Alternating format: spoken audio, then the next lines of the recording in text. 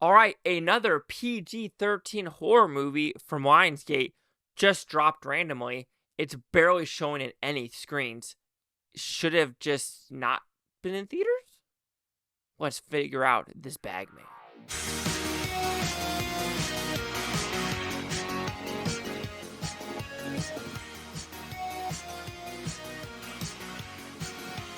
Chase Lee Hockey here with the Blue Futon reviewing Bagman. So what's about? Pretty simple premise.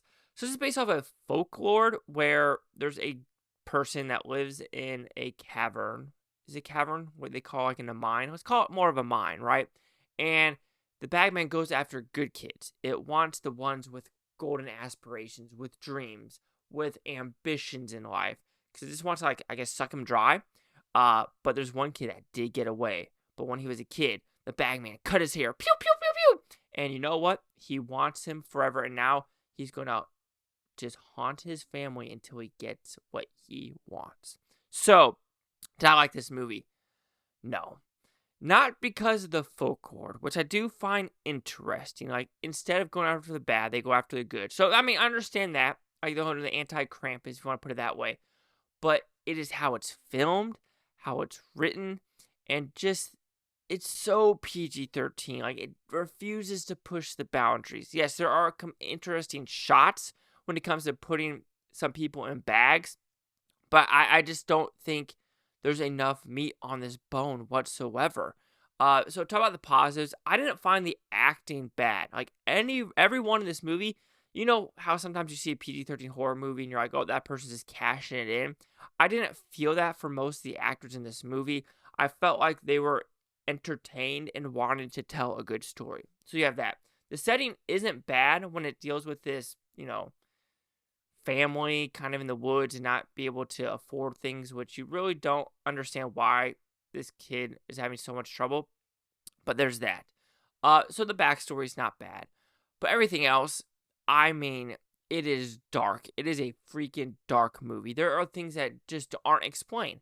Like this weird-ass tree in the woods. What's that have to do with anything? Not a clue. The cops. I mean, they're trying to help, but they have no freaking clue what they're doing. This flute. I mean, I understand why it's in the movie, but it's still like, I expected it'll be more like connectivity to it. No connectivity whatsoever. The monster itself, I'm sorry, like, what is the Bagman then? Yes, you only see like this part of the face right here, but at a point you're just like, I need to know how this Bagman can paralyze people by putting a hand on a face and have this weird shit come out of their face. I need to understand how these people could just go in this bag. Why does he have this superhuman strength when he's just a kind of a string bean type of bad guy, which I don't really feel safe, don't feel scared around. And it's also one of the things where it's just like, get a gun. Get a gun. There was something in this movie, it's like, get a gun, and he's like, it's new time. So if this guy had a gun, brought a gun to the caverns, like, tat, tat, tat, tat, tat, tat, tat, and bring at least like, 15-round magazines, or clips, whatever you want to call them. I know magazines are not the right thing as clips. Anyway, gun 101. But, okay, I mean, there's this, I wasn't scared in this movie. I didn't feel dread in this movie. I didn't feel horror in this movie. Like, there's just things that that aren't explained. And that's the problem. Why could he flicker the lights? Why does electricity go out? Why can he paralyze people? Why this? Why that? And it doesn't explain. You just know this Bagman is this creature that goes after good kids. I need more.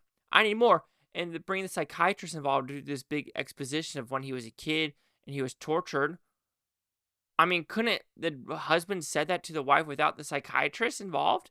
Like, also other things, like, how can the Bagman draw these drawings, give it to the kid? Oh, wait, that's a dream. Never mind. Okay, that dream sequence doesn't make sense. Like, why? What does that have to do with connecting to the story? And that's the problem. Is, like, and then the brother character is like, the one guy's like, look, how is this owl in my trash can? How is this hat here? And he's like, well, your mom just likes to collect shit.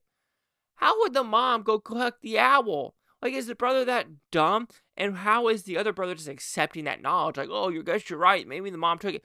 How would the mom know where you dropped the owl when you were like 10 years old? Like, come on now. Also, the hat, like, and where's the doll come from? We're not questioning this doll that's randomly in a garage. Like, it's just like things after another where you're like, why are you not questioning this? What about this? What about this? And then the alarm company's like, yeah, there's 13 different disturbances, but it's from the house. And there's, I, I mean, come on. Like, at a point, I understand you're trying to do something different with doing a character that hasn't been seen before on screen. Sure, and you could do this folklore stuff where it's different in each culture of what the Bagman is. But at a point, I need to feel something. I need to feel some scariness to it. Like, to me, if this cavern has been the whole horror-esque of this town, why hasn't there been a SWAT team to go in this cavern to see what the fuck is in it? Like, at a point, you gotta be like, WTF, why are we so incompetent in this town? So overall, the Bagman, I mean, I can't blame the actors. I thought they did a good job. There are some good, like, shots in this movie where it's like, okay, that's kind of fun to look at. But most of the time, it was too dark. And most of the time, you're just like, why is no one questioning this shit? So Bagman will receive a 1 out of 5 with Futons. It goes at 20%. Let's see the critics and user scores gave this one. So we have 4 reviews only, then fewer than 50 for the audience. I'm going to guess all negatives. We got a negative, we got a negative, we got a negative, and a positive. Okay, so technically that is a 25%, and we have my 20. Chase Yock here at the Blue Futon. Like, comment, subscribe. I'm thanks, Blue Futontopia. You Blue Futons, thank you for a great day. I'm going to stay tomorrow, week, a month, and a year from now. I love every single freaking one of you. And like I said, it's not incompetently made. It's just incompetently written. Like, stupidityness 101.